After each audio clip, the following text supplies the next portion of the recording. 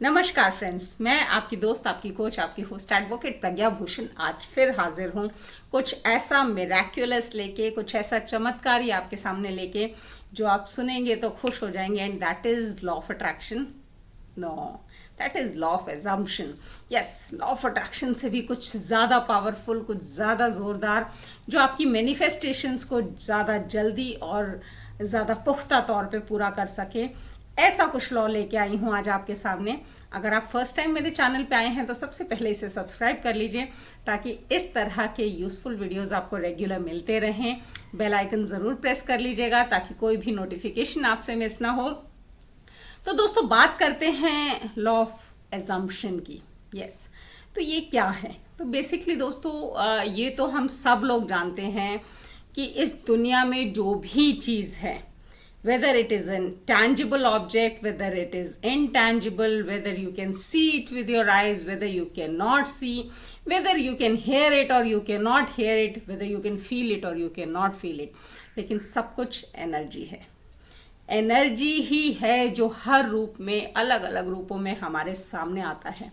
और बचपन से जो चीज़ हम पढ़ते आए हैं वो यही है, energy can neither be created nor be destroyed, but it can always take one form to another form. यानी कि जो हम चाह रहे हैं, जो हम मैनिफेस्ट कर रहे हैं, जो हम पाना चाहते हैं शिद्दत से, वो हर चीज़ इस दुनिया में ऑलरेडी एग्जिस्ट करती है।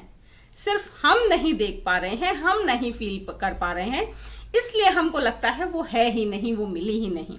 लेकिन क्या हो अगर वो एनर्जी जो हम पाना चाह रहे हैं, वो फ्रीक्वेंसी जो हम हासिल करना चाह रहे हैं, अगर हम उस सेम फ्रीक्वेंसी लेवल पे आ जाएं तो वो चीज़ इमिडिएटली हमारे सामने होगी, हमारी ज़िंदगी में होगी, हमारी लाइफ का पार्ट होगी।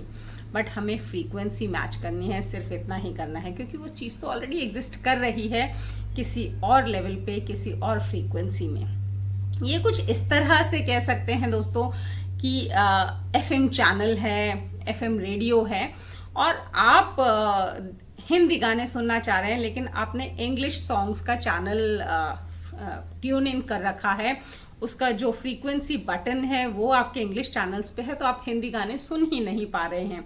या आप टेलीविज़न के आगे बैठे हैं जहाँ पे आपको मूवी देखनी है, लेकिन आप न्यूज़ चैनल्स चला के बैठे हैं तो मूवी दिखेगी कैसे? तो you just have to do is tune in the frequency of that particular thing which you want to manifest, and of course you will be getting it. तो करना क्या है दोस्तों, उस फ्रीक्वेंसी में जाएं कैसे? तो हमने बहुत सारी चीज़ें सीखी हैं आज तक लॉ ऑफ अट्रैक्शन में, और वो काम भी करती हैं, ऑफ कोर्स काम करती हैं कि किस तरह से हम विजुअलाइज करें, चीज़ों को फील करें, कैसे हम इमोशनल हों उस चीज़ को लेकर के, कैसे हमारा फेथ हो, यकीन हो उस चीज़ में, और अल्टीमेटली हम वो चीज़ मैनिफेस्ट कर पाते हैं, हासिल कर पाते हैं।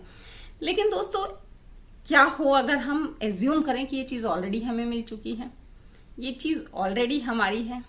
तो दोस्तों, वो फेथ और यकीन भी होगा क्योंकि ऑलरेडी हमारी है। विजुअलाइज भी कर रहे हैं क्योंकि हम तो मान के बैठे हैं हमारी ऑलरेडी है।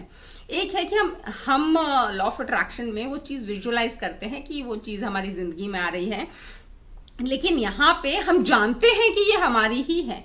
जब उस लेवल का यकीन होगा, उस लेवल का इमोशन होगा, उस लेवल का फेथ होगा, उस लेवल की विजुअलाइजेशन होगी, when you assume that it is already there in our life, तो दोस्तों वो चीज़ तो हमारी होगी ही ना, बिकॉज हम बिल्कुल उसकी पैरेलल फ्रीक्वेंसी में होंगे जहाँ पे वो चीज़ हमें मिलने वाली है।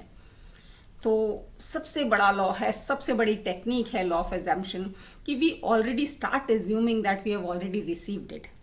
चाहे आप किसी से शादी का सोच रहे हों और आप एज्यूम करके मान के चलेंगे कि मेरी शादी से हो ही गई, यही मेरा स्पाउस है, तो दोस्तों वो चीज़ें अपने आप इन प्लेस आना शुरू हो जाती है, जो चीज़ें फाइनली उस शादी को कल्मिनेट करने के लिए होनी चाहिए।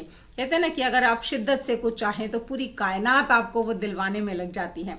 तो ठीक इसी तरह अगर आप शिद्दत से मान लें, यकीन कर लें, एज्यूम कर लें कि ये चीज़ तो ऑलरेडी आपकी है, तो ऑब्वियसली पूरी कायनात को वो चीज़ आपको देनी ही पड़ती है। कोई और ऑप्शन नहीं बचता इस यूनिवर्स के पास, इस कायनात के पास।